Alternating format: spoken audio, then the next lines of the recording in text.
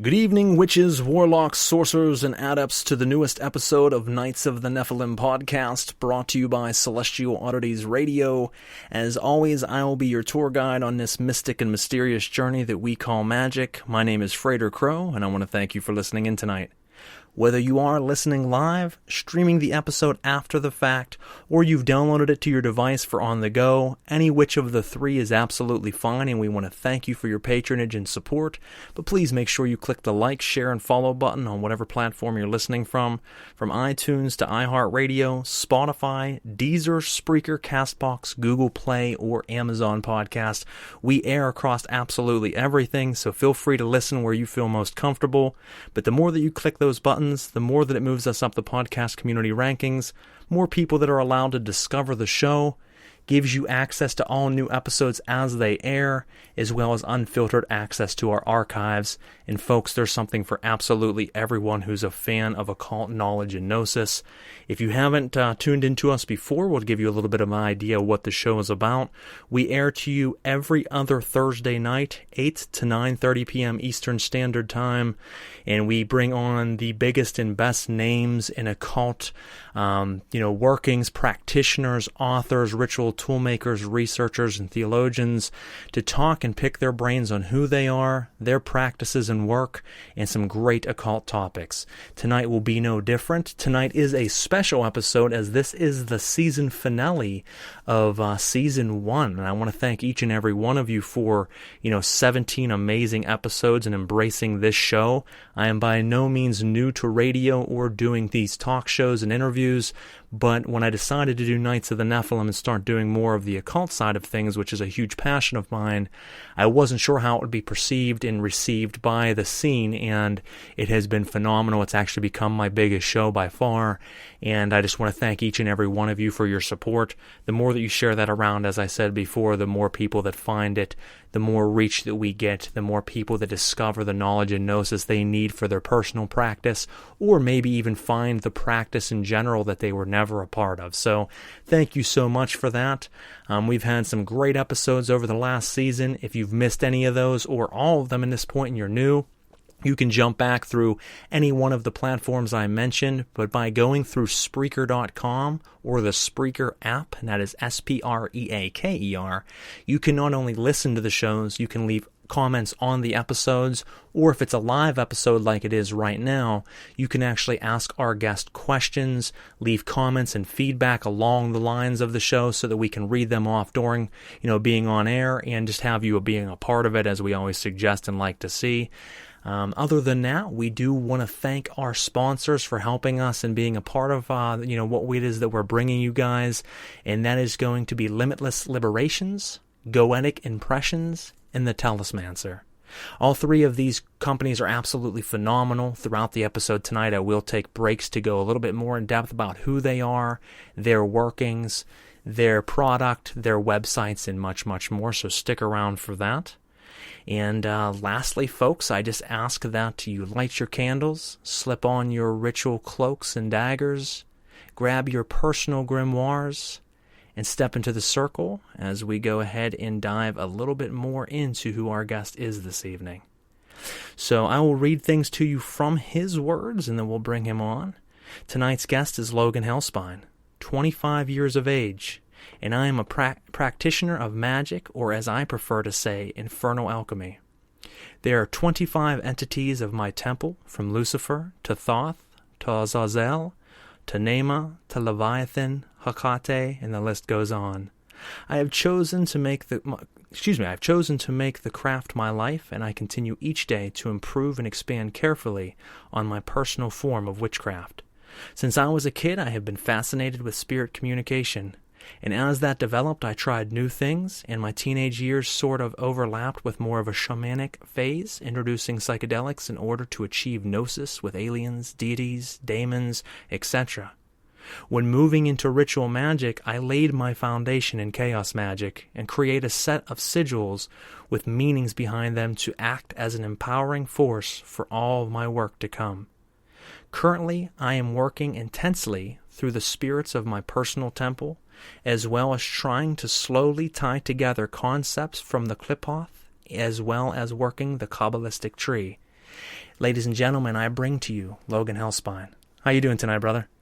Hey, what's up, brother? Happy to be here, man. Thanks for having me. Oh, absolutely. As we talked a little bit briefly prior to the show, been very impressed with the workings that you've been putting out lately, the posts and gnosis that you've been sharing with the community, and just really overall everything that you have been a part of in the short time that we've known one another.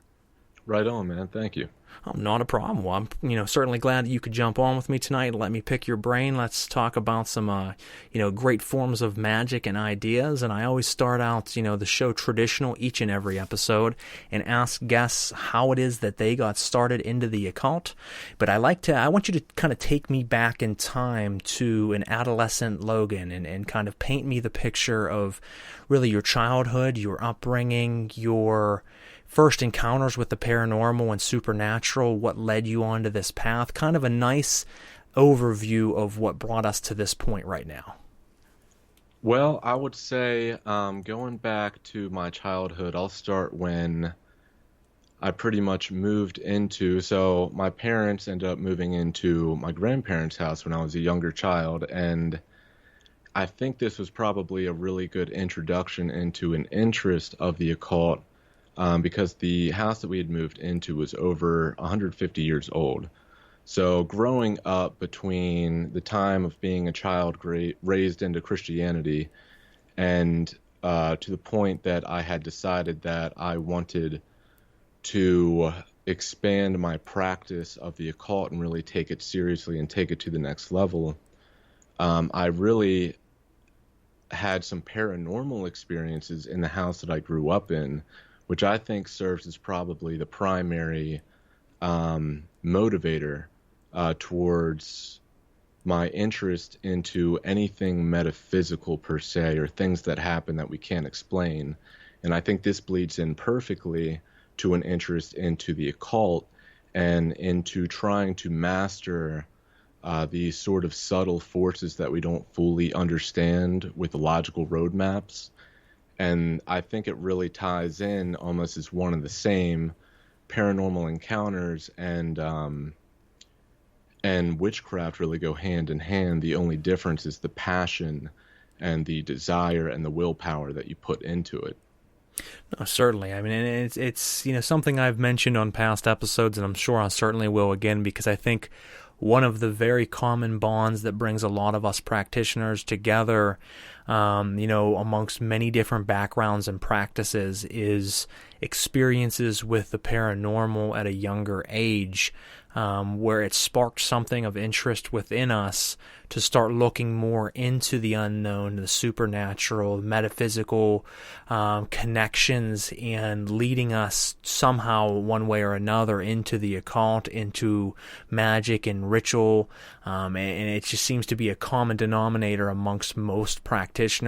And then a second one I think is kind of funny, and I think it makes sense as well, is that not always, but most of the time, most of us who practice dark magic, work with demonic spirits and chthonic beings, usually started out in an upbringing of Christianity or a Abrahamic religion of some sort, and it led us to this path. I think both of those things go hand in hand with how Christianity and different religions in that paradigm are presented to us, the rules and restrictions that modern day religions present, and then you start to experience something like ghosts or paranormal, it shatters a lot of the illusion that was painted for us, and then we have a lot of unanswered questions, which makes us dig deeper than someone who hasn't experienced that, and also who might not have had those religions kind of, put on them as a child, if that makes sense.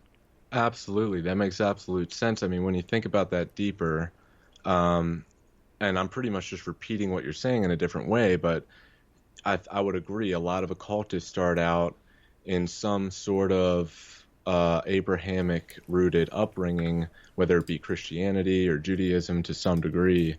And I would agree that if someone who has been raised with this and has sort of noticed the adversarial current that is laid within the Bible and begins to question things and experience paranormal events, whether it's related or unrelated, it does sort of, I would agree, shatter sort of the foundation that the religion that they were raised on is based off of.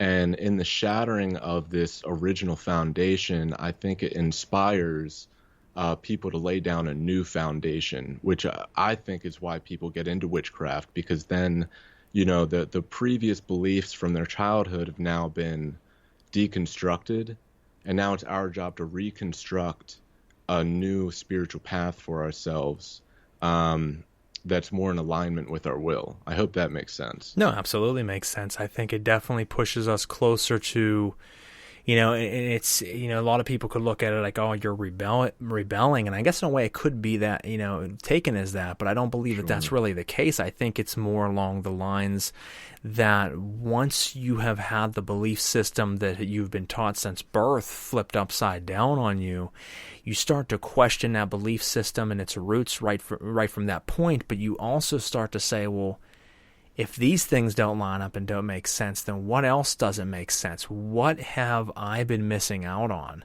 Exactly. And then when you start to look and discover, especially as you start to become proficient in your workings and start to discover just this vastness of things that you never knew existed. For me, it started more as the paranormal, digging deeper into that. So I experienced a lot of paranormal activity as a child, but as I really started to question faith in things that were happening around me, I started investigating and trying to communicate with spirits of the dead and these other spirits that seemed to always be around me, and I started getting answers and started getting audio recordings of them and physical movements and poltergeist activity around me. And at that point, I'm like, oh my God, what else can I do? What else can I tap into? Which led me ultimately at 15 to start ritual magic. So it's wild how most of us share that similar bond. Absolutely, man. It absolutely blows my mind. And, to kind of bridge the gap into a next section of conversation, you started saying that, when you begin practicing and communicating with these spirits of the dead or daemons or angels or, whatever you want to call them, however you perceive them, and you begin to get these results that are either like consistent synchronicities that you almost can't deny, or whether something actually like flies across the room and hits the wall while you're doing ritual. I think, I just think it's insane to me that, it's like, what else can you do? What else is possible? And that's why I like to experiment with magic, and why like chaos magic is so interesting to me, because once you use a system that someone else has laid out, like let's just say the Kabbalah, and let's use the system that Aleister Crowley laid out through the Kabbalah. And, he gives everybody methods of approach on how to do the great work, or pretty much perform an internal alchemy which affects the external reality, which is pretty much what magic is. Now, I think it's interesting that if you take a system and you flip it around and you create it your own, and then you use your system and you still get results, that's really what piques my interest, is being able to really sort of recreate things and have it be just as effective as a religious doctrine or something set in stone. And I think that me and you share that as well, is that, there's nothing wrong if you want to be a traditionalist. I have friends and acquaintances in this field who are traditionalists. They don't create any experiments or rituals of their own. They follow by the book, line for line, every exact movement and step. Whether it be in black magic, whether it be in the Goetia or the Goetia, it doesn't matter. These people follow step by step exactly what was laid out in front of them, and that's honorable, and they get great results. I always myself have been someone who certainly has done that, but also love to see what it is that I could bring to the table. It's fun to work someone else's workings and get results, absolutely. It's still mind-boggling and mind-blowing. But when you start to discover things that, what if I try this, could I get stronger resonance or would I get weaker? And you try it and, sometimes you fail, many times you will fail. But those times that you succeed and you've now created something different or had experiences that no one else has ever documented, and then you continue to build from that, and then as you and I both have, build our own structures and paradigms of ritual, I don't really follow anybody else's forms of magic. Now, yes, my workings are comprised of a lot of different pieces of other practitioners' works over the years, including some of my very own, but it is no one set structure. It has been one that I have dissected from many different backgrounds and brought together into one new experimental style of magic, and it has been very fruitful and very powerful. Now, I will still jump back from time to time and use other people's work strictly, but I am an experimenter. I'm a scientist. As J.S. Garrett would say, I'm a metaphysical, mad scientist. I love to, right on. I love to step into the altar, step into the circle, and just really see what kind of results I can have tonight from trying something absolutely new that no one's ever done. Yeah, I mean, you can't, I mean, there's something to be said for both sides. I mean, like you said, there's something to be said for looking at a system and not disrespecting that system and taking for trying to understand what it's trying to say. But I do believe, like you were saying, it is good to sometimes, even if you don't do it that often, sometimes just try to eat that apple of knowledge. Try to do something that isn't listed in whatever book you're reading out of, just to see how it affects things.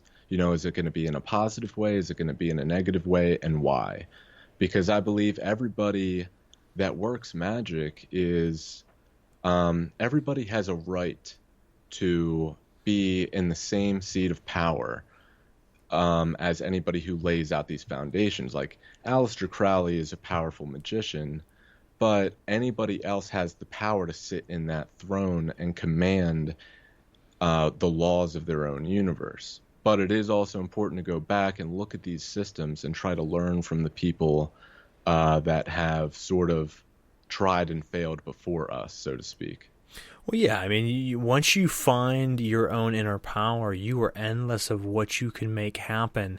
Doesn't mean you'll easily be able to do it. It's going to take work. It's going to require focus and certainly a massive amount of willpower. But there's nothing that each one of us lacks that the greats out there like Aleister Crowley, like Eliphas Levi, like any of these wonderful magicians had that we don't have. You have it, you just have to unlock it. And it's a matter of just a lot of time and ritual, a lot of study, a lot of research. I'm someone who says don't spend your whole life studying, because if you're not stepping into the circle, you've accomplished nothing. It doesn't matter how much knowledge you have if you don't put it to use. But on the opposite end of that coin, don't be someone who only steps into the ritual and experiments 100% of the time, because the reading and research of the greats before us will help give you keys to help unlock yourself. So it's kind of hand in hand, of trying these things. But absolutely, you have to give credit where credit is due. But I always feel that one should at least try to experiment. It can be scary. Some people don't do that because they're afraid if they fuck up that, if I'm following someone else's tried true method that millions have done, like the Goetia, and if you're using Solomonic magic, it has been done time and time again across the planet millions of times. And so you have a kind of a feeling of safety almost, even though it's not safe work. Whereas if you're jumping in and you're removing the circle, you're removing the restraints and the angelic names, and you're calling upon them, and you're adding in other types of work to that, it's hard to say what will happen. But at the same time, sometimes in the clouds of chaos comes the greatest accomplishments. Absolutely. And I think that's a great example using the Goetia, just because the Goetia obviously lays out sort of protective guidelines to restrict the ritual, such as the Triangle of Manifestation and the Solomonic Circle. And it's pretty much used as a restrictive safety net for the practitioner. But it's interesting, I think, if you were to try it with the Triangle of Manifestation and the Solomonic Circle, and then slowly, if you're afraid of breaking down the restrictions, I would say this to any magician listening right now, if you're afraid of breaking down the restrictions, just each day, just take away one piece of the circle and then one piece of the triangle until eventually you feel ready to be able to hold that confidence in your mind, which would raise and unrestrict the power even more in the ritual. So it's almost like the restrictions set out in certain grimoires, such as the Goetia, are like the, what do you call them? It's like the stepping stones, and they're tools for you to hopefully eventually evolve past and not need those tools anymore, or find other tools through your own creativity that would empower you personally on your journey. They really are. And I mean, one of the things, though, folks, I will take a sidestep to that also, is that, and I've said it before in the past too, and I think I might have misled people, and it's a common misunderstanding in the occult that they certainly are protective guidelines, and they are there to keep you safe as they can. A lot of practitioners, especially that of the dark arts, will start to slowly move away from that and completely remove them. Some will spit on the notion of using angelic names and circles, but here's the thing: it's not necessarily meant to be a bondage against these daemon spirits. It's meant to be a method where they will comply.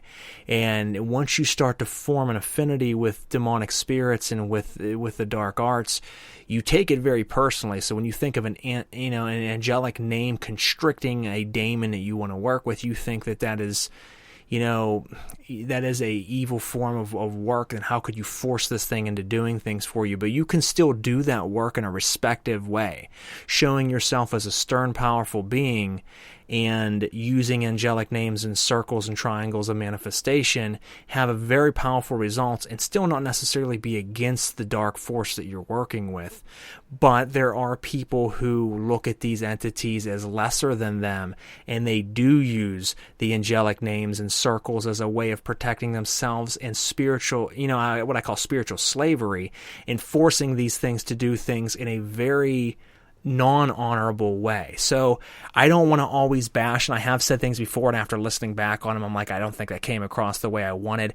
I'm not necessarily against Solomonic magic or the Goetia and the methods that have been used in that for thousands of years, but I do want to say that if you're going to use that method, it does not mean that you have to be dishonorable to the forces working with. There should always be honor in your work. But you don't necessarily need them. The circle is merely a vehicle for you to really set up your aura of sensation, your sphere of sensation, your own protective bubble.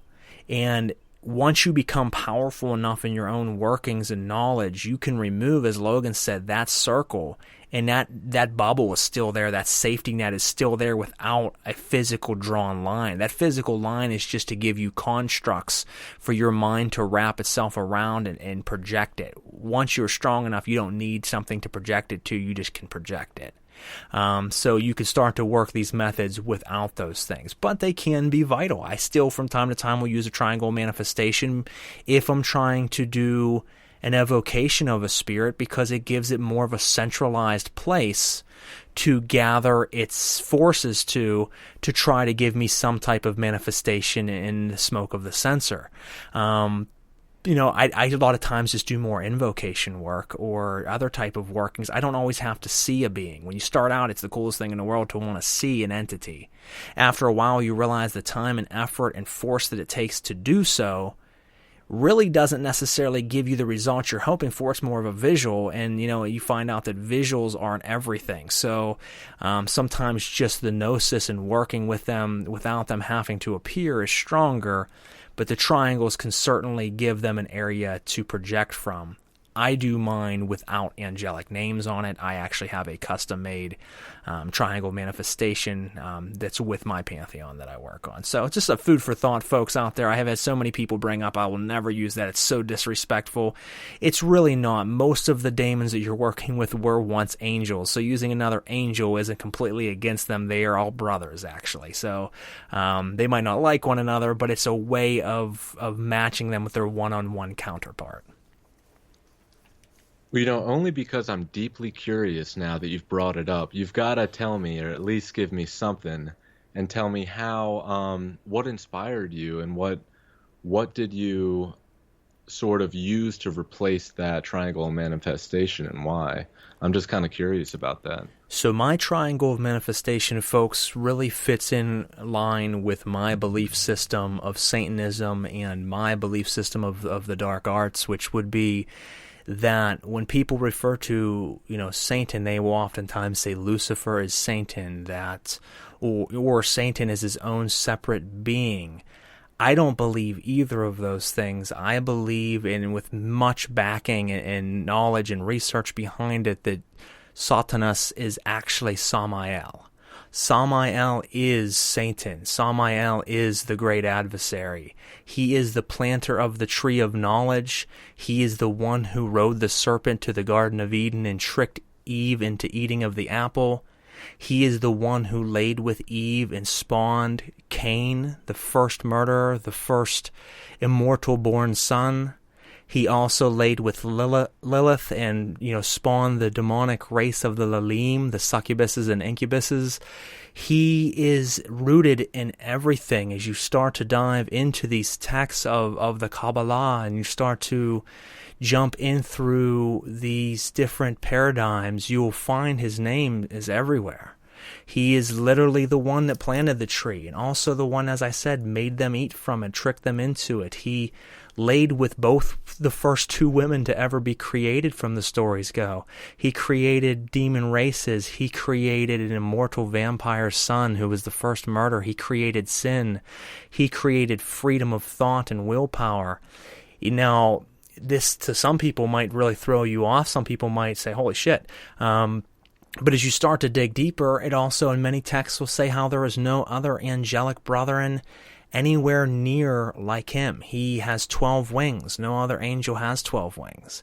He is as tall as a skyscraper in accounts that have been written in old books.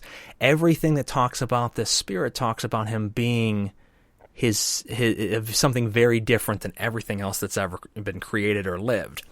Now, you can start to look at it as that, is that the second side of God? Is that the, just a piece of God working for him? Maybe it is. Maybe everybody's got it wrong all along, that, as they say, the adversary was really a worker of God, seeing if his own creations would disobey him. Maybe. But somewhere along the line, there was the fractured side of it and the fractaled worlds, and you can work with these forces and they're powerful. So long-winded story would be that on my triangle of manifestation, around the circle of the triangle, which I place the sigil and where I place the black obsidian scrying mirror, I have Samael, Samael, instead of Michael or Michael.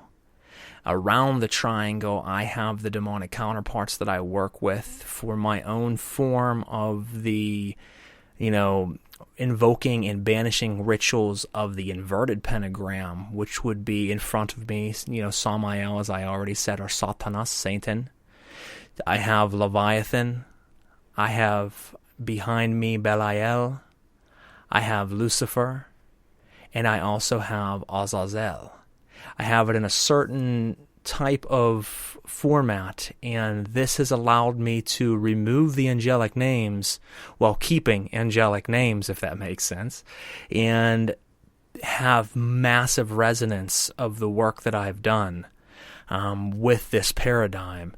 And I invoke at the beginning of my rituals, an invoking ritual of the inverted pentagram, calling upon the demonic kings, and I bring them into my sphere of sensation.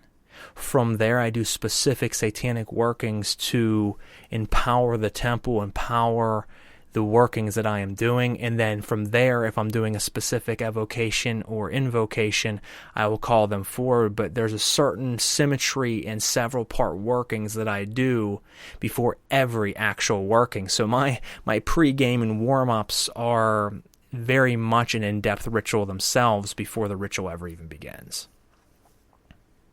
I think that's interesting that you started out talking about the relationship between Lucifer, Satan, and Samael, pinning Samael, when I would agree, as the closest identifier to Satan.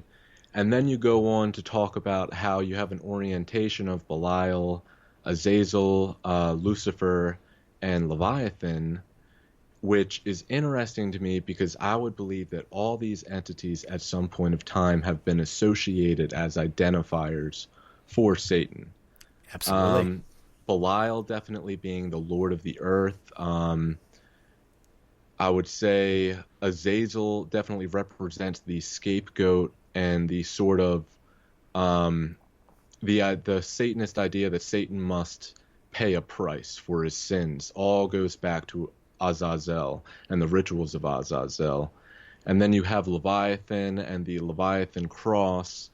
And Leviathan, if you go back to, it was some grimoire discovered by Anton LaVey, the sigil of Leviathan from this grimoire is actually where the pentagram, the inverted pentagram comes from, which says Lilith and Samael on it. So I think there's tons of synchronicities there that kind of go into how you put your triangle of manifestation together. Oh, absolutely. Another thing that I find that is very interesting is how, like, people nowadays tend to, that whole argument of, you know, is Lucifer Satan, is Satan Lucifer, and people assume that Lucifer is the red dragon from the book of Revelations that fell out of the sky with a third of the angels. People assume Lucifer was the serpent in the Garden of Eden. People assume that Lucifer was sort of equated with a king, the king of Tyre and the king of Babylon from the book of Isaiah. People assume all these things, but in actuality, Lucifer is a translation of a Hebrew word of the son of the dawn, which roughly correlates to, or can be related to, depending on your perception of it, the goddess Astarte. So if anything, Lucifer could trace back to the goddess of Astarte. But in truth, Lucifer is really, I think, just a modern idea, which doesn't actually have a solid foundation in mythological literature, and has somehow become a solid, modern, almost gateway to satanic or left-hand path concepts of the adversarial current. It has, and the reason that I placed mine the way that I have is for very direct reasons, is, as you said, Lucifer had all of a sudden somewhere along the line been transferred and translated into its own being, when really they were talking about the Babylonian king Halal. And when they were talking about him, they had used the, son of the morning or the morning star, and it translated to Lucifer, or Lucifer translated to that, and people started taking it as its own separate being. Now, it very well could be. Now, here's the thing, folks. There's so many people listening right there will say, how can you even question that? I've worked with Lucifer. I want you folks to understand that many of the deities, if you are truly a black magic practitioner and worked heavily with numerous deities, I'm not saying they are not powerful. I'm not saying that you won't have amazing results. But if you haven't realized that many of these deities and these spirits that you're working with were man-made, and they are simply egregores or, more commonly used, thought forms, then you're probably missing out on a massive part of the actual work. There are certainly primordial beings that have been here since the dawn of time, like Belial. But there are also forms that have been created by man, charged by thousands of, practitioners during ritual, feared by Christians, feared by other people around the world. All these emotions have given way to charging these beings to becoming very powerful, independent, external beings. But it doesn't change the fact that they were not originally here. They were made by us. Now, the reason I mention this is people will say, I work with Lucifer every day. He's the greatest. That's great, and I'm not saying he's not, but all I'm saying is you certainly might be working with him, but we're talking about the idea that maybe he really wasn't a being and he's more of a thought.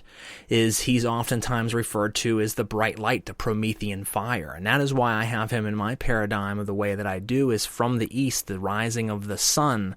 I have Lucifer, the bright light, the morning star, the Promethean fire that has been, breathed into our souls to question things, to stand up for ourselves, and to use our willpower and our free will to live as we will. To the right of me, to the west, you have Leviathan, the great primordial sea dragon, the birthing of the world. Very strong symbolism. Behind me, Belial, the original black god, the god of this earth, and his endless, darkness, the angel of dark. In front of me, Satana, Samael, the great Father who has given us the chance to break free of the shackles of spiritual slavery and think for ourselves and to emerge into this world. Angels and a lot of these beings would do anything to be given the chance to be cast down into flesh like we are right now. It's so flip-flopped. We work so hard to break free of the shackles of flesh to become spirit, not realizing we always have been. The spirits themselves would do anything to get cast into the flesh so that they could feel and experience flesh manifestation. It's a very funny paradigm when you look at it that way. And these spirits have helped us be able to live in the flesh only to be able to discover that we were never flesh to begin with. It's hard to explain in a short, burst of sentences in a small show like this, but dig deep, folks. You'll start to connect a lot of roots. Yeah, I mean, I think that's pretty deep, man. Especially like when you think about it, you always want what you don't have.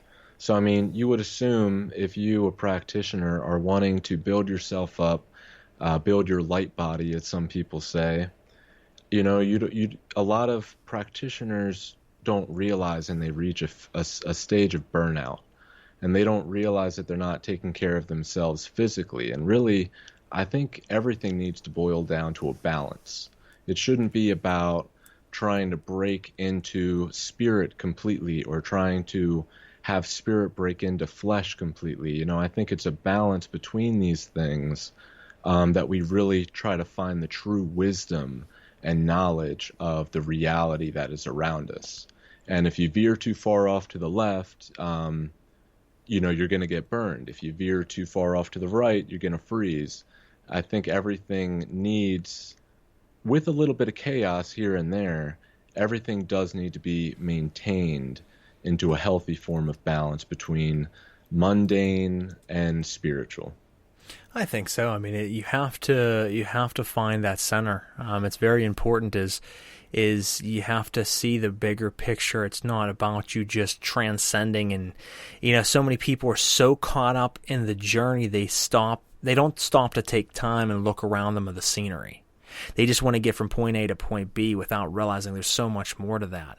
There is a much broader, spectrum and picture, and it actually brought me to one of the questions I wanted to ask you tonight, because once again, I don't mean to sound like I'm beating a dead horse, but me and you are alike in certain regards of the fact that there are so many black magic practitioners, Satanists, left-hand path practitioners that instantly, and I've already said this earlier, will condemn anyone who's following any type of Christianity or Abrahamic religions, following anything like the Kabbalah, because they believe that is a direct spit in the face of anybody who's a black magic practitioner or of the left-hand path. Now, I have always laughed at these people, and some of these people I'm very cool with. But I have laughed at because once you stop letting yourself learn, you stop learning. And when you automatically cast out all of these amazing old transcripts and workings that have hidden context to them, you miss out on a lot of spiritual growth and inner power that you could tap into. People that laugh at the Kabbalah and say, I would never be a part of that, I want nothing to do with that, and spit in its face, to me, and I, if it offends you out there, folks, I got to be honest from the bottom of my heart, I don't give a fuck.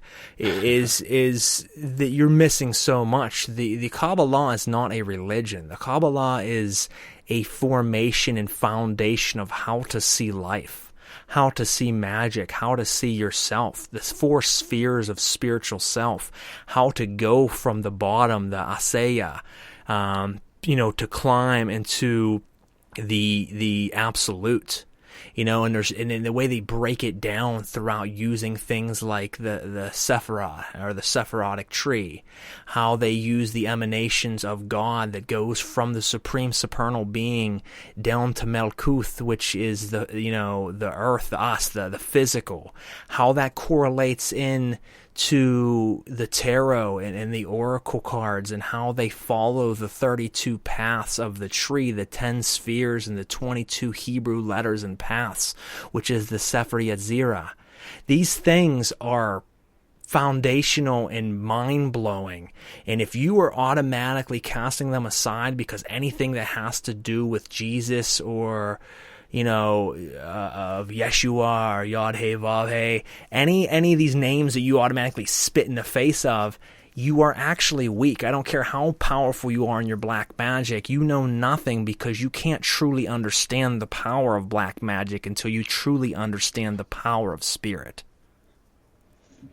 Well, and I think it's interesting, too, because with the Kabbalah, and you look at the Kabbalistic tree, I'm sure many occultists know that there's something called the Qliphoth, and then there's something called the Sephiroth. And I think it's interesting, just like as you were saying, it's a sign of weakness to kind of spit in the face of your quote-unquote enemy. I don't think there's really any enemies here. I mean, you look at the Tree of Life, and there's knowledge to be learned, and there's archangels to be respected, and you can kind of see a certain side of reality in what I think is one of the most complete systems of magic, which is the Kabbalah. But then you look at the Qliphoth, and you see the modern interpretations of the Qliphoth, and all of the kingdoms are kind of turned around to show this darker aspect of reality. But I think if you're working the Qliphoth, there's no reason why you should be enemies with the Sephiroth. And if you're working the Sephiroth, it works the same way. You shouldn't be enemies with the archdaemons of the Qliphoth. I think this is an example of how there is a deeper wisdom to be learned between the two paths that are physically drawn out for us. And if we can read between the lines and respect both paths, we might be able to reach a greater form of enlightenment. Because if you think about it, what is so wrong with knowing the position of that which is adversarial to your current? So, like, the Sephiroth would be adversarial to the Qliphothic current. But that doesn't mean that those two currents are enemies. It just means that, the full moon and the dark moon are always on opposite sides of the moon.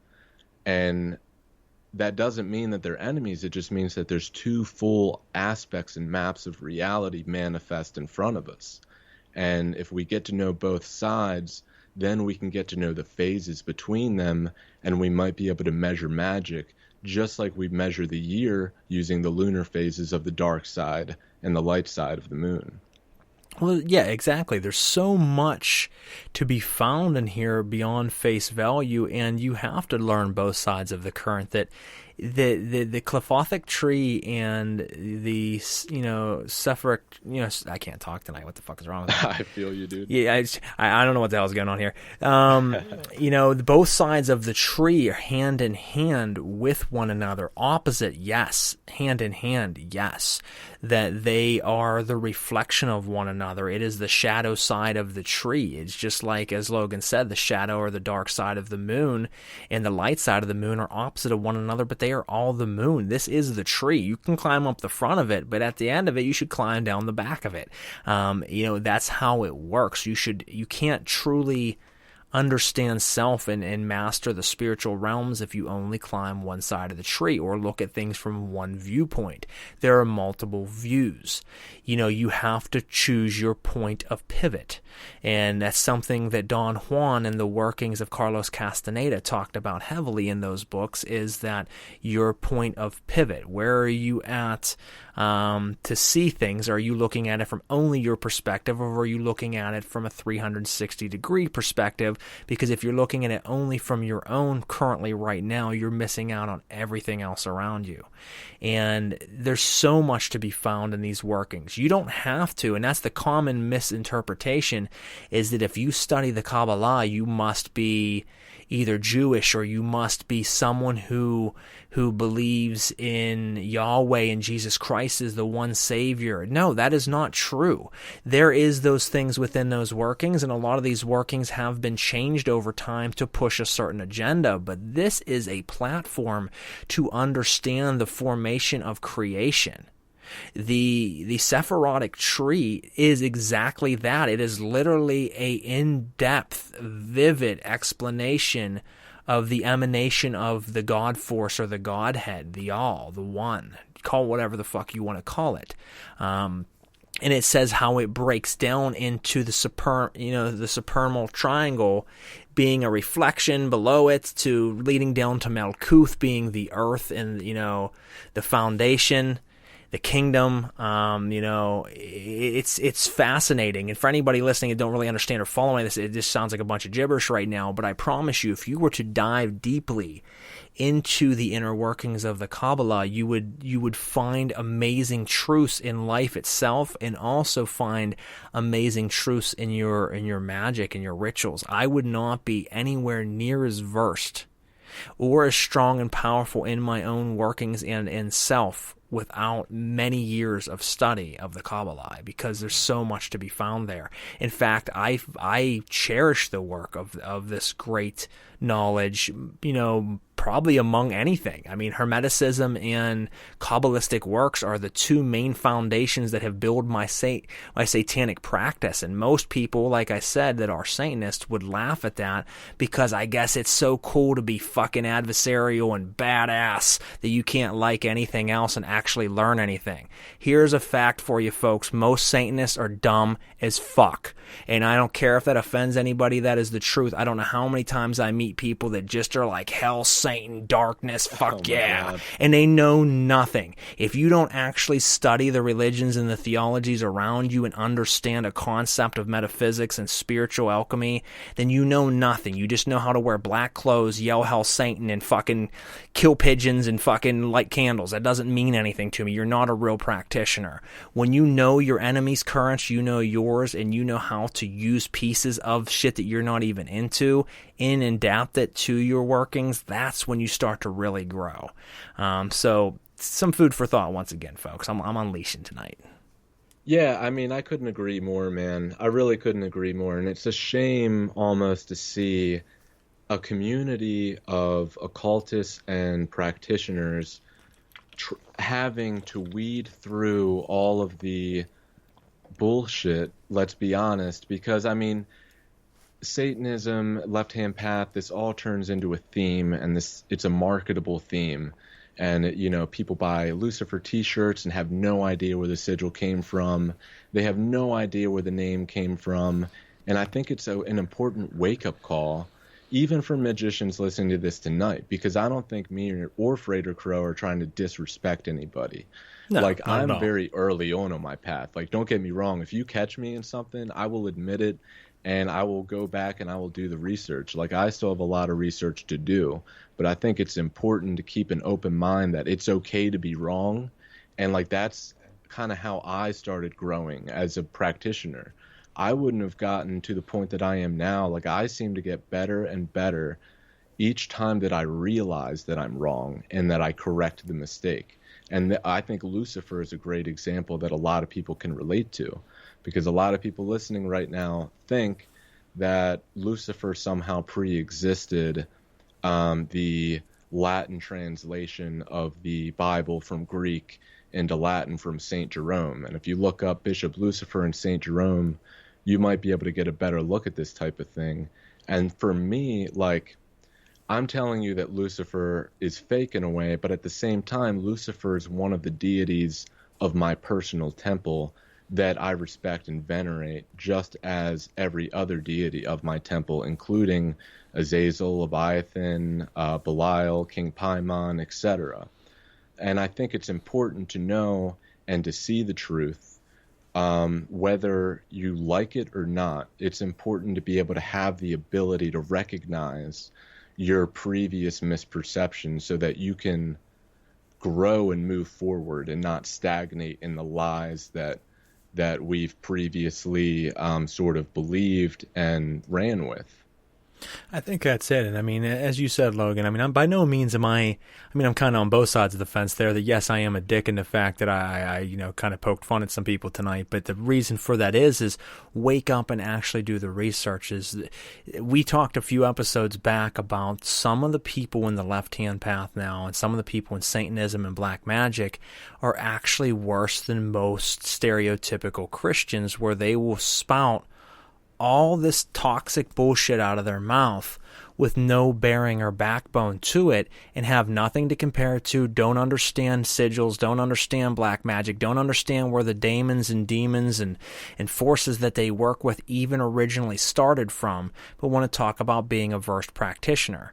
If you don't know the origins of the daemon and the force that you're working with and all of the background information of that force, you shouldn't fucking work with it. That's point blank. You should know everything that you're doing. If you pride yourself on your work, you should take time to prep for it ahead of time. You should prep your temple and your tools. You should prep your working, your reading, and research on the forces that you're working with. You should evoke or invoke them properly. You should show them veneration and respect. You should close properly, and you should log it properly. There are certain methods to doing magic properly and not just being that guy that goes around telling his friends that he's a black magic practitioner with no backbone. Just like Christians will oftentimes spout all of this judgmental bullshit on people and start talking about the way that things work in Christianity, and yet they've never read the Bible in their life and don't even know the core context of their own religion, which the current Bible is really just a stolen, changed formation of the original Bibles and other great books in Jewish, writings like the Torah and the Zohar and the Talmud and all these other amazing books that it stemmed from. You should know the background of the things that you are working, because if you don't know the background, then really what do you know? Anybody can go around and talk a big game, and unfortunately 90% of the occult scene right now are fucking LARPers. And I've been saying it, and I have no problem saying it again, is I want you to wake up. I want this to offend you. I want you to go and be better than you are right now, because you have it in you to be endless and to manifest anything you want. But you have to do the work. We are in an age of instant gratification. Everybody wants it and they want it now. No one wants to work for it.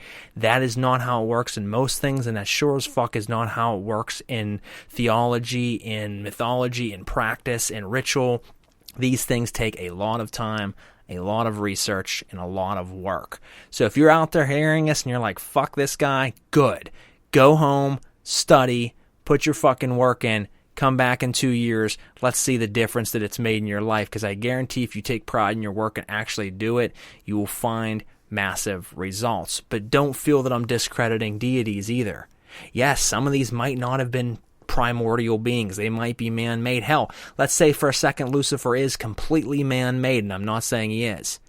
If you call upon him, if you ask him to do something for you and you show respect and you have a great connection and learn from him and you ask for certain things to take place in your life and he brings them forward, at the end of the day, do you really give a fuck if he was here before man existed or if he was made by a random Joe Schmo down the street thousands of years ago and now he's become a god? Does it really matter if he's a thought form or an original deity? It doesn't, does it? Because really most people are in this only for the results. I'm in it for the knowledge, and there's a lot to be said, and a lot of things I don't say or I allude to or I foreshadow on purpose because I don't give away too many secrets. But dig deeper and you'll start to find not everything is how you believe, and certainly not everything is even close to how half of these practitioners present them, because I can tell a lot of them don't actually do the work that they claim they do. So dig in, folks. That's my tidbit for tonight. I couldn't agree more, man. And it's interesting that you went into the point of respecting the spirits, whether or not Lucifer comes from, this place or that place or this time or that time. Like if somebody knows me and is a good friend of mine and respects me and likes to spend time with me, they're not going to care whether or not I was born in Africa, or if I was born in Maryland. I could have been born a million years ago or yesterday. The fact is they have a relationship with me, and none of that really matters.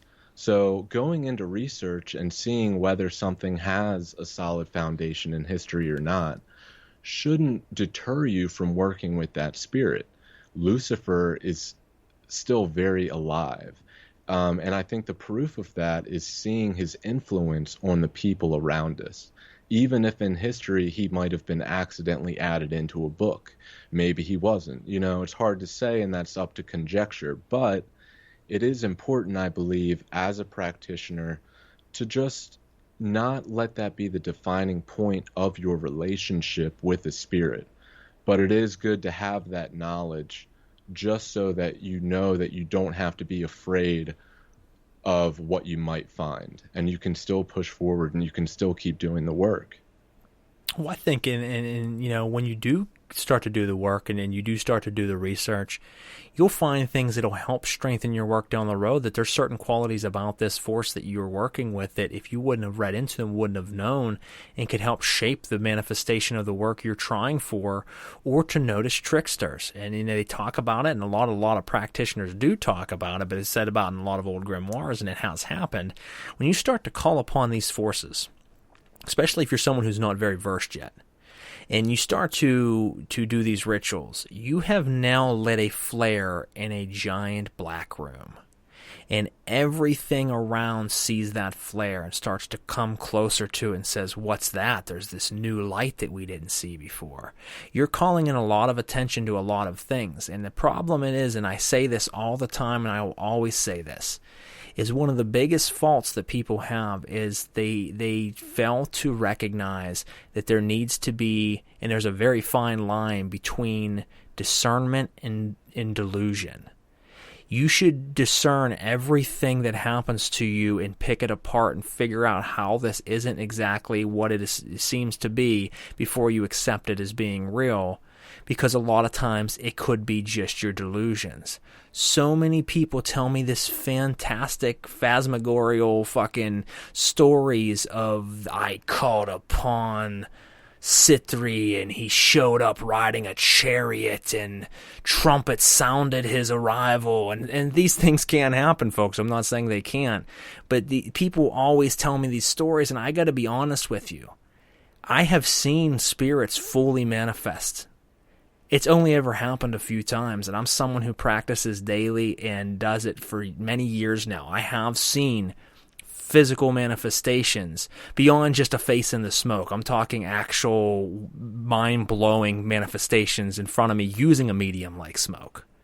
But it doesn't happen every day. So when I hear a practitioner telling me every time they step into the ritual circle, elephants and fucking, armies of these creatures start showing up in their temple, it sounds great. I applaud you on these fucking vivid imagination you have. But you have to discern, is that delusion or is that factual? You have to discern that. And I feel like not enough people these days do discern their work. They jump right into it. But when you start to understand that trickster spirits also can be a part of that, and they can come down and tell you that they're Lucifer, they can tell you they're anybody, and you're like, oh my God, he's here. It could be the spirit of the dead. It could be your neighbor that died 10 years ago hanging around fucking with you because he thinks it's funny. Spirits will do that. I work with the dead quite often, and I got to be honest with you. If they're an asshole and a trickster in life, they're probably going to be one in death, and a lot of times they will fuck with you a little bit because it's funny. I mean, if you were dead and you could fuck with people, wouldn't you? I know when I'm gone, I'm certainly going to. Oh, absolutely, no doubt. I'm going to pop in all kinds of temples and be like, I am Satan. You have called and I have arrived. And people are going to be like, oh my God. It doesn't even have to be serious, I don't think. And I think the same thing goes for spirits. I mean, we as humans like to, we like to play around, fuck around, joke with each other, mess with each other. So, I mean, why wouldn't you expect the same from the spirit realm? The spirits are probably looking at us. We got a robe on, a wand in one hand, a goblet in the other hand, calling forth forces that we don't even understand. I mean, half of them are probably laughing at us at least. Oh, so, I'm sure they are. I think once we get to the point that we can laugh at ourselves, you know what I mean, and we can kind of joke with ourselves about what we're doing, and we can be open to the possibility that we might just be delusional in our practices. Once we accept that, I think it kind of adds to the power, because that is a reality. That is a very real reality that half the time, even the most experienced practitioners, I believe, get locked in this mindset where they accidentally pivot from discernment in the ritual magic, and I do this all the time. I have to catch myself, and you get into this point where you're accidentally LARPing instead of doing ritual magic. Does that make sense? You're almost playing a role and treating it as if it's a game and not taking it for the truth that you're trying to reveal it to be in its actuality. No, I agree. I think that the most profound things are usually the smallest, and the things that we want to make big aren't. And what I mean by that is, you go through the ritual, you invoke these spirits, you're going through all this thing, you think things are happening, and maybe they're not. Maybe it's just you fueling your own fire, and we think this is all grand, and we finish, or nothing happens, and we're like, man, you start to question yourself. Is this all just in my head? Am I losing it? And then you go to bed that night and you have a dream. In the dream, something happens that's more profound sleeping than anything you did in the 3-hour or 2-hour ritual in your chamber. Those are the subtle, small things that happen. The thing when you're not actually in the robe, and when you're not actually lighting the candles and chanting the names and busting your ass to make it happen, when you actually are not doing it, that's when the big things happen. Then sometimes you're like, am I fucking role-playing? What am I doing here? You should always question yourself. I do it all the time, and I always say, if you don't shake the reality of your own foundation throughout your career as an occultist, something's wrong. You know how many times I'm like, well, I've spent years really, really working this angle and belief, and I just found something in an old book or through ritual that just shattered everything that I believed in. And then you have to go back to the drawing board. Some of the stuff you keep, some of the stuff you abandon, and then you build up from there. This has to keep happening until you get closer and closer to the ultimate truth for yourself. And when I say all these things, folks, it's by no means to tell you that I'm this high force. I am nothing. And I tell people that all the time. I am a student on his first day. I am nothing special. I've been doing this a long time. I've had some great circumstances, but I'm still just a student like everybody else. But I say some things, and I say it very bluntly because I don't sugarcoat shit. I think that if you need to wake up, I'm going to slap you in the face. I'm not going to say, hey, it's time to wake up. Because you need to wake up, and doing that's not going to get you there. Slapping you is. So there's just certain things. I know a lot of people listen to my show and reach out to me are new practitioners, and that's great. There's nothing better in the world than that feeling when you first start getting into the circle and you start having things happen. But discern whether it's your own imagination, which imagination is important, but don't let your imagination run wild and create everything. It's merely just a mechanism. I explained this to a girl the other day that reached out to me. Your imagination, when you go to a blank place in your mind and you go to a trance-like state and you leave your imagination open, you are not faking everything that's happening to you. You are calling upon these spirits which will now tap into your imagination as a medium, just like the censer smoke on the altar. And they will shape what it is that you need to see if they are to manifest in front of you. That is not you making it up. That's you allowing your imagination to be used as a medium. That is truth. That is real, actual manifestation once you're doing things correctly. There's a difference between that and sitting there and saying, there's dragons in my temple right now and they're crawling up the wall. And then telling people that shit. Oh yeah, I called upon forces last night. It's not cool. It's not cute. You're disrespecting the actual art. Discern your work. I go to a lot of paranormal places. I do investigations. I 99% of the time do everything in my power to pick apart everything that I get until there's no way of picking it apart, and I say, this is factual evidence. Yes, some of that's probably real, and I'm throwing it away, but it doesn't matter. I want to present real shit because I know it's real, not, that might be real. That might just be you telling yourself the information that you want to know when you call upon that spirit. What good is that? Get the actual information. That's all I'm saying, folks, is just be discerning, do it right, prepare. People like Logan, who's newer to the scene in the last 5 years, but I see putting in massive work, is something I respect heavily because I see a lot of forgeries and a lot of people just causing noise. It's nice to see someone with a passion that, as he said, if he's wrong, he admits to it. He tries to find the opposite angle. He grows from it. He puts in the work. That is what every one of you should be doing. It's an everyday thing. This isn't a hobby. If you want to be an occultist, this is a lifestyle. This is every day. It's like waking up in the morning and taking a shower. That's how it works. Every fucking day of your life, you should be reading, researching, or practicing. Absolutely, man. I couldn't agree more. And I would hate to make, kind of put all the viewers down and make them think that, it all comes down to boring research and that there's no real manifestation. No, I think both me and Frater are saying there is real manifestation, but through practice, being able to study and practice at the same time and consistently work magic and prove your dedication to it, I think this will allow for the manifestations to come through better. Because when you're working through magic, I find, and and I'm just starting out at this, so I don't want to sound like a dick, like I know everything, because I don't. But working through magic for me, I've been doing this daily with the Qliphoth. I've been doing a Qliphothic working daily for probably the past 2 or 3 months. And what I'm finding is that there is a split between manifestations. The most common manifestation that happens for me in ritual is not seeing, like Frater was saying, the dragons crawling down the walls or hearing voices and seeing illusions. The main thing that's happening is that I'm researching a description of the entity of each Qliphoth each day, and I do an entity each day. There's a description for an entity, I read into that, and then I do a ritual using the sigil. So in my mind, now I understand what the entity represents, and my mind is translating that through a filter, which would be the sigil that I'm holding in my mind. What happens from this is miraculous, and I think it's the first step in magical manifestation. That concept of what that sigil represents and that being and that entity begins to come alive as your mind shifts in the way that it perceives reality around you.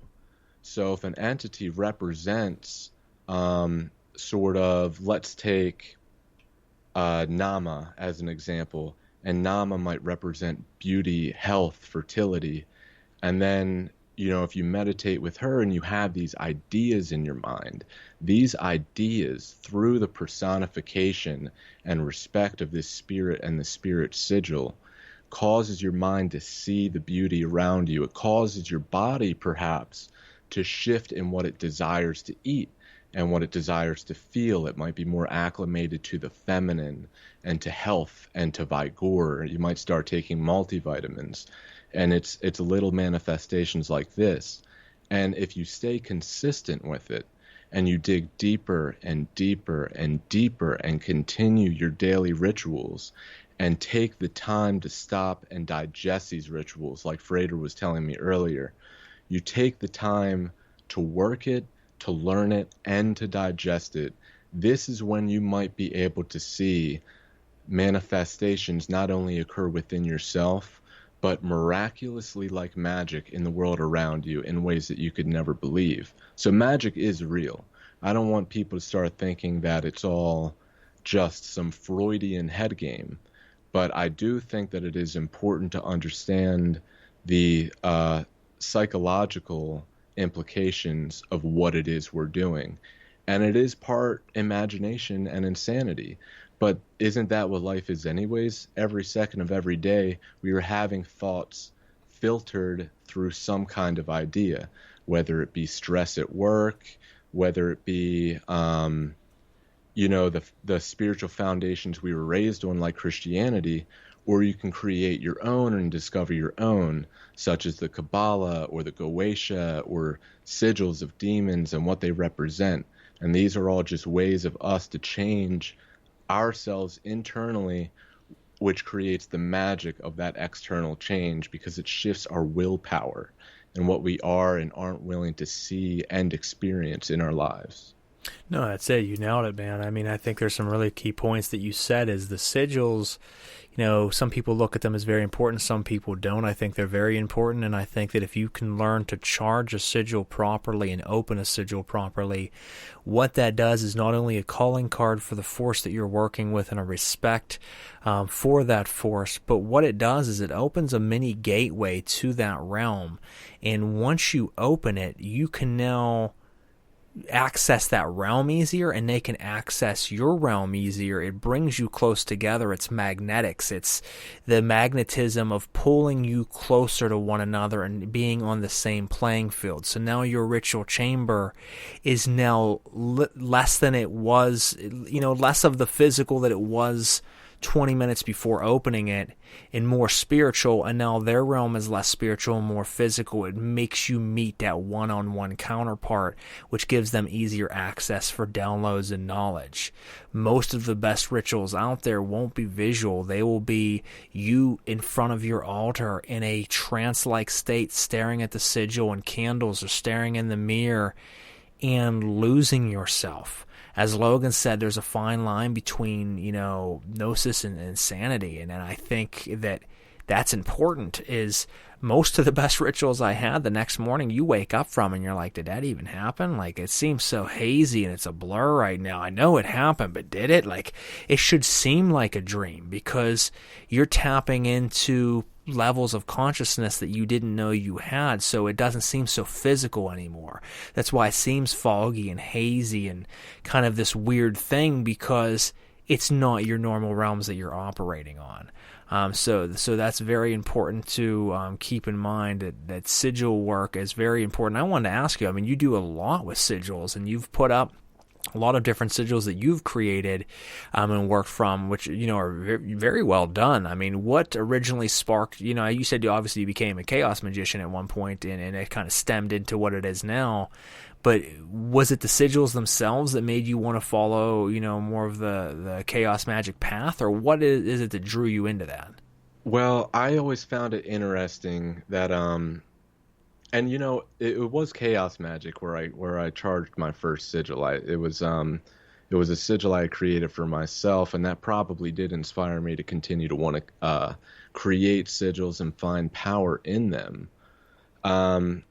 But I think the first thing that inspired me really was, well, there's a couple things. The first thing was that I created a sigil.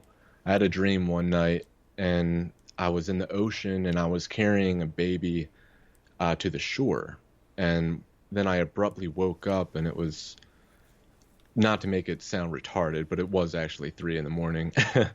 Not that it has to be at 3 a.m, but I woke up and I heard this whisper in my ear, and it was a name, and that name was Azuzu. Not Pazuzu, but Azuzu, A-Z-U-Z-U. So I decided I was going to sit down and create a sigil for this name. And some would say it's like creating an egregor.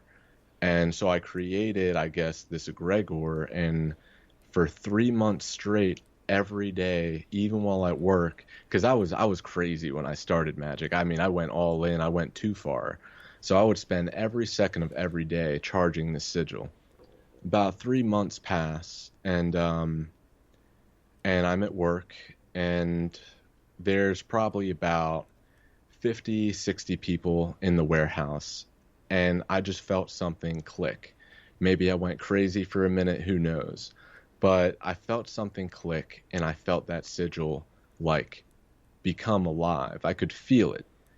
And over the next 2 days, I just noticed everybody at my job at certain points of the day would come up and just say the weirdest shit. So one time, one chick walked up to me. She couldn't remember my name, so I had to tell her my name. We'd known each other for probably about a year. And she looked confused, and she was talking to me, and she was saying, didn't you used to have a wine vineyard? And I was like, what the hell are you talking about? And she was like, you're fucking with me. You used to have a wine vineyard. And so, and other people would come up to me, and my coworker came up to me, and he was like, man, I feel like this place is hell right now, and that there's demons all around us. And I had a couple other people come up to me and just say these really strange things. So whether it's real or not, I don't know, but the manifestations were so impactful that I think that really was the driving motivation for me to continue to sort of work with sigils and see what they can do.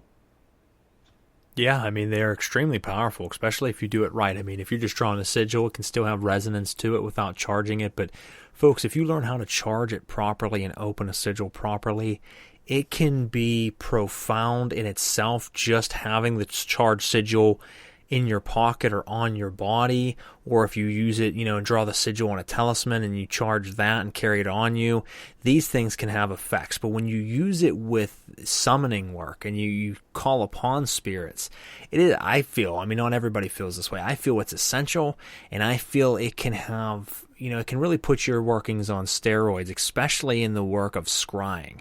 I use a correlation of sigil work, meditation, trance, all of these things, but sigils, charging, opening, ritual into the scrying with the sigil next to it as almost a counterpart, opening the doorway for them to jump through into the scrying mirror.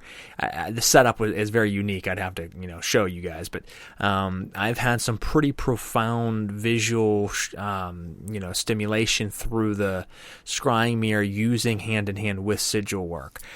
So I suggest trying it out. As you said, it's funny.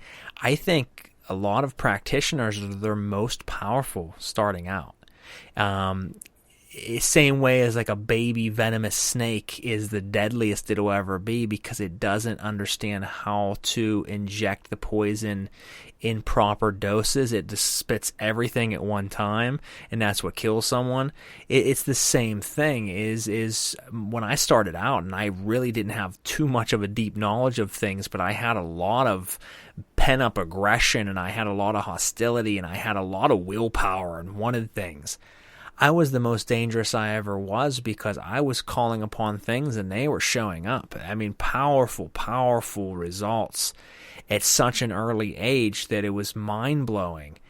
But that's not always good. It's better to learn, as I said, folks, and that's the reason I'm so hard on everybody, is when you learn the proper techniques, the knowledge, and the research behind it, you can have just as good a results, but maintained and controlled. It's not good to just go opening up doorways and letting things let loose when you have no power to control it or stop it once it is loose. And that's what happens a lot of times when you're younger, is don't just jump into ritual. You spend the time learning how to do things like charging sigils, like trance work, like meditation. The stepping stones to proper ritualization should all be taken and spent great deals of time learning each one individually and then putting it all together. Is it fun that way? No. It's, I got to spend 3 years practicing before I really call upon a devil? Yes, you really, really should. Now, not everybody listens to that. I didn't. I'm sure Logan didn't either. Right. But the thing is you really should. If I could go back now and take it properly, I would spend probably 5 years, not even shitting you folks, 5 years of hardcore training before I would do any of the type of workings that I currently do today, because I would have been so farther ahead than where I am now if I would have done it properly. Jumping in and just fucking pulling things out of the ethos and say, come on in, step into my chamber. It's not really a good idea. It'll fuck your shit up.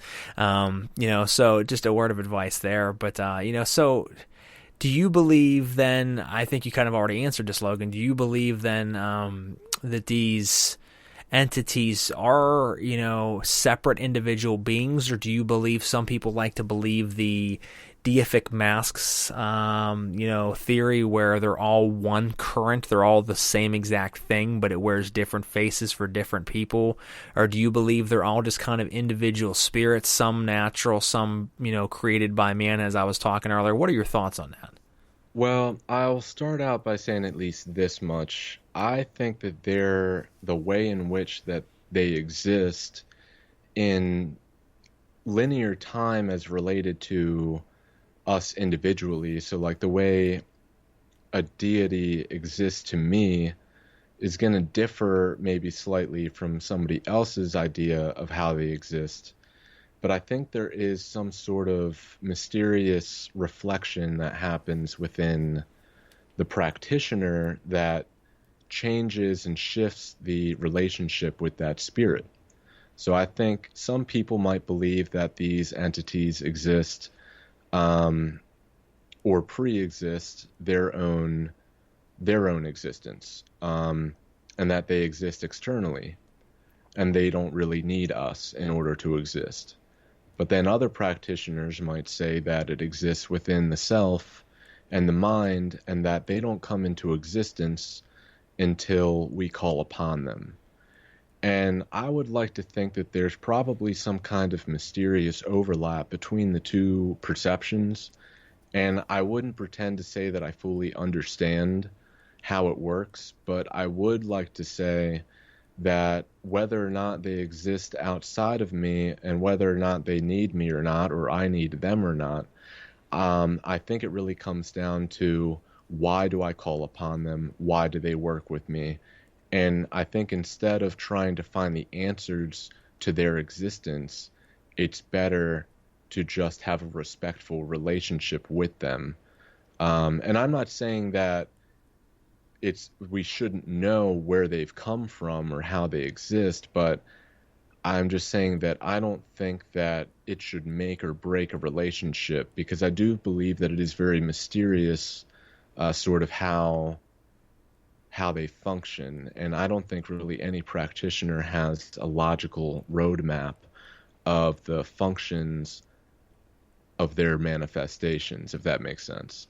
It does. I mean, at the end of the day, folks, and there's other people who tell me, no, I'm not speculating, I know, but that's good for them, is we're all going from the knowledge and gnosis that we've gained. Some of us might be along the path correctly, some of us might have lost our way and are wrong. So it's hard to say. At the end of the day, we are a lot of people searching for that ultimate truth with different ideas and theories and backgrounds. Now, you will meet people along the way that say, oh no, I've come to terms with truly my higher self, and I've broken down the illusion, and I know how the whole framework works. And I mean, that's cute to think that they do, but I tend to usually question those people as well, as usually the people who truly have become ascended masters are so far gone that you can't even carry a regular conversation with anymore.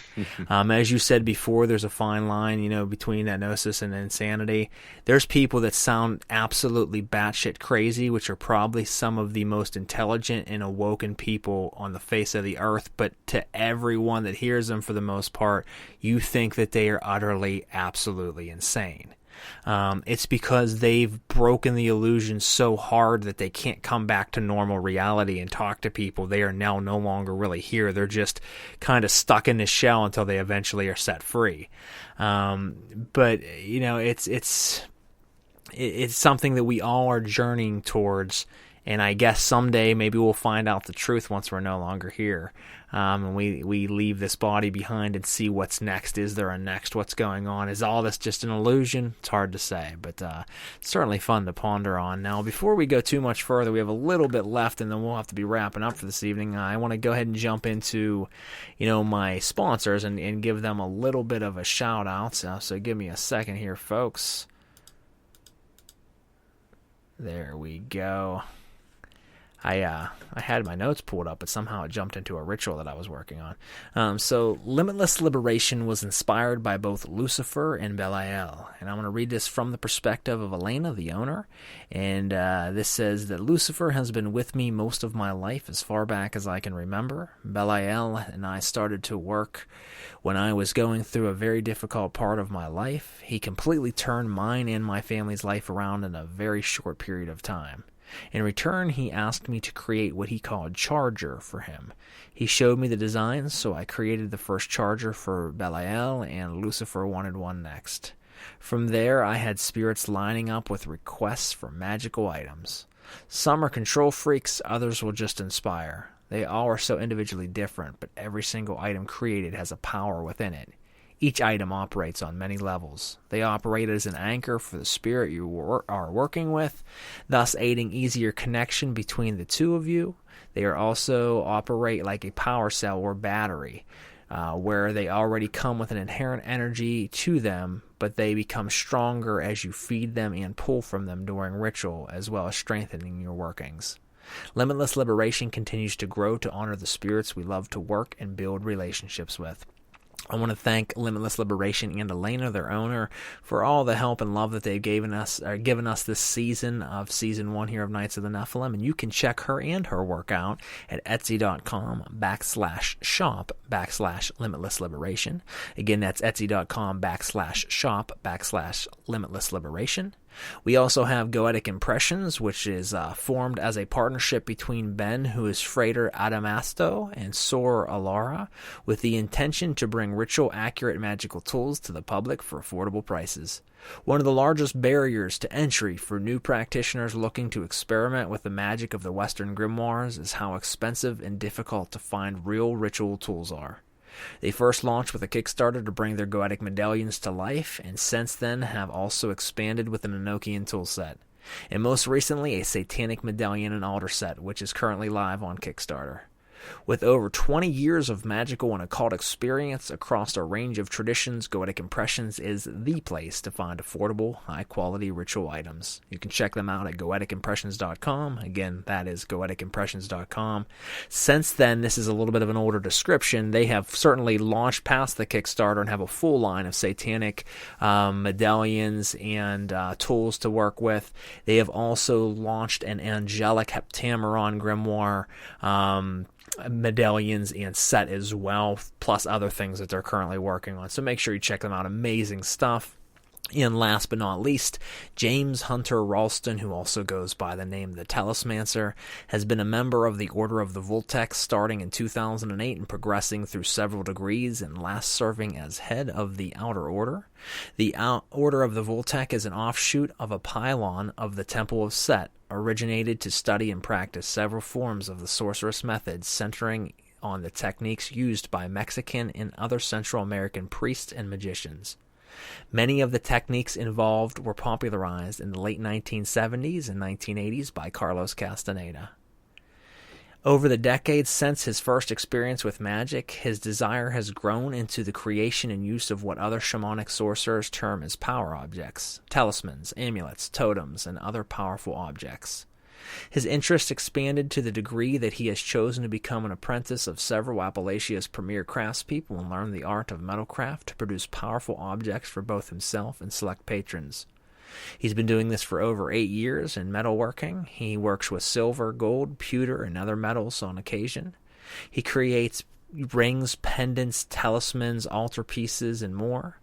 Almost all exclusively custom-made commission projects. And you can check him out at facebook.com, the Telemancer1, and again, that is facebook.com, the Telemancer1. I want to thank all these guys for their love and patronage to the show and to everything that I do.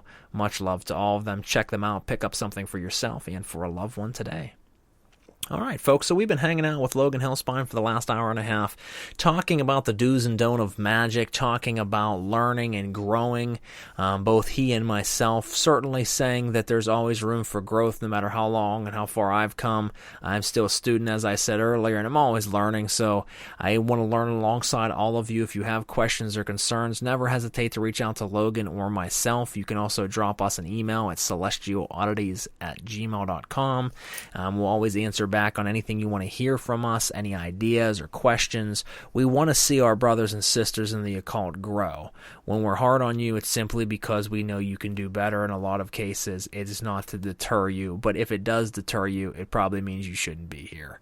So kind of evaluate that out, but we really appreciate Logan coming on the show tonight and being able to pick his brain, and he's certainly got a lot of great workings that he's sharing with the public. So if you are listening out there, make sure you add him on social media.